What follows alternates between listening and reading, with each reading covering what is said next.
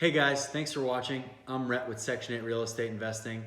We have a topic coming at you today that I've gotten some questions and comments about, and I want to kind of talk to you about it. Some really good questions and really good comments on some prior videos. Thank you guys for leaving those. Remember, subscribe to the channel, like, and leave any questions or comments you have. I'll make a video as soon as I can and get right to them and reply, and hopefully we can figure it out for you. Okay guys, so today we're talking about limiting your liability in the sense of having a limited liability company or an LLC. Now, what is the importance of an LLC? A lot of people have a lot of questions. Everyone seems to know that you're supposed to have an LLC, but why? The answer is very simple. You're separating your own personal assets and your name away. You're separating that from an asset, okay? What does that mean? Well, it means that if you get sued, the only thing that whoever's suing you can come after is what the LLC owns, okay? So, for example, if you have a rental property and it's owned by John Smith LLC, that's the only thing the LLC owns. You get sued by the tenant that lives in that property, they can only go after the assets that John Smith LLC owns, okay? So, they can't come after your bank accounts, they can't come after your car, they can't come after any of your other assets. They can only go after what that LLC owns. Now, I know I'm pounding that like a dead horse, but that's very important. So, when it comes to real estate, another question that I often get asked is, how many properties should one LLC own? Okay?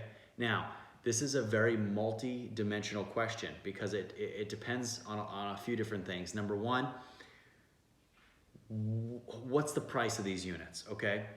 Right? Where are you creating this LLC? And what are your plans with the property? And what I mean by that is this. If you're fixing and flipping properties, you only need one LLC because you're only gonna have one house owned or maybe two houses owned at one time through the LLC before you sell them, okay? If you are buying properties and holding them for rentals, you should totally limit that to 3 to 5 properties max, guys. And that's if you're not, and that's if you're paying, a couple $100,000, right, per unit, then you should probably do one LLC, or two properties tops per LLC. Because the more money that you have in an LLC is the more money up for grabs. So for example, if I have 5 properties that are each worth 100 grand, the LLC that I have that owns all 5 of those, there's 500,000 in that LLC, right? It's a lot of money. I'd like to break that up. Maybe I break that up into 2 different LLCs with one LLC owning 3 properties, one LLC owning 2. You want to try and limit your liability even though you have an LLC. Having an LLC doesn't mean you can get sued. You can't get sued. You can get sued. But whoever's suing you only has access to what that LLC owns, okay? Now, I get a lot of questions about the risks because I have a lot of Section 8 properties. I hear a lot of, well, you have Section 8 tenants. Aren't you more apt to get sued? The reality is I've been doing this for years. I've never gotten sued by a tenant, knock on wood, right? But I'm crazy about liability. I have multiple LLCs. I have different kind of insurance policies to increase my liability rate, which we'll talk about in a minute. So when you have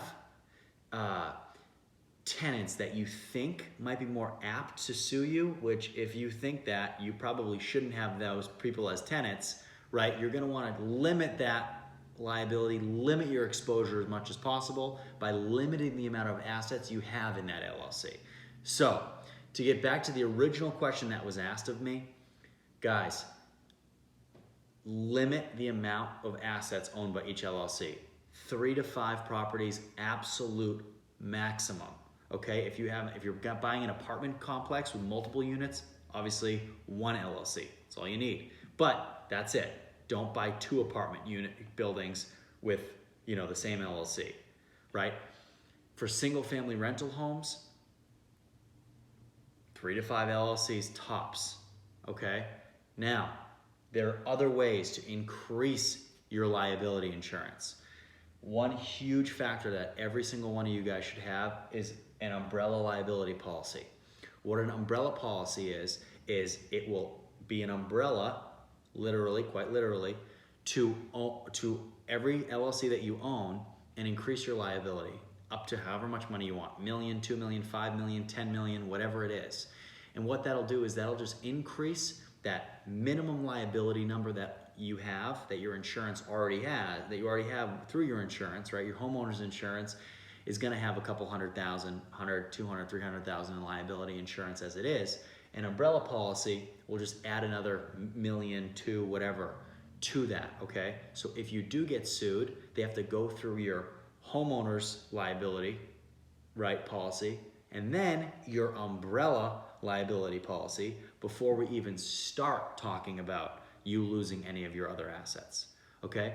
What you don't want is to not put your properties in an LLC, and then what happens is, say, you know, I just buy a property as red, and you know, I have a tenant, God forbid, gets hurt in that unit and sues me. Guess who they're suing? Me. They're suing everything I own.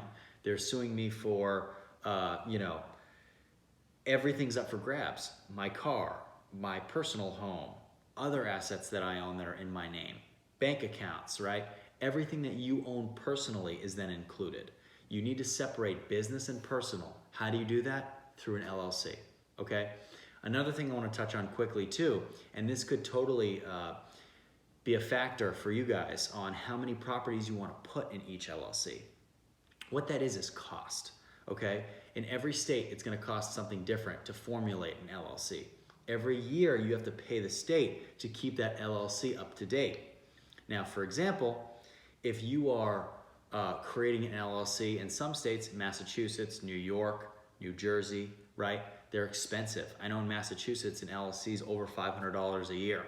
Now, if you take that, if you have that LLC and you purchase a property in Birmingham, Alabama that rents for $800 a month and you're paying $500 a year, that can bite into your net at the end of the year. It really can. That adds a little bit of overhead, right? So that would be an instance where you would have your LLC buy maybe 2, 3, 4 properties, okay?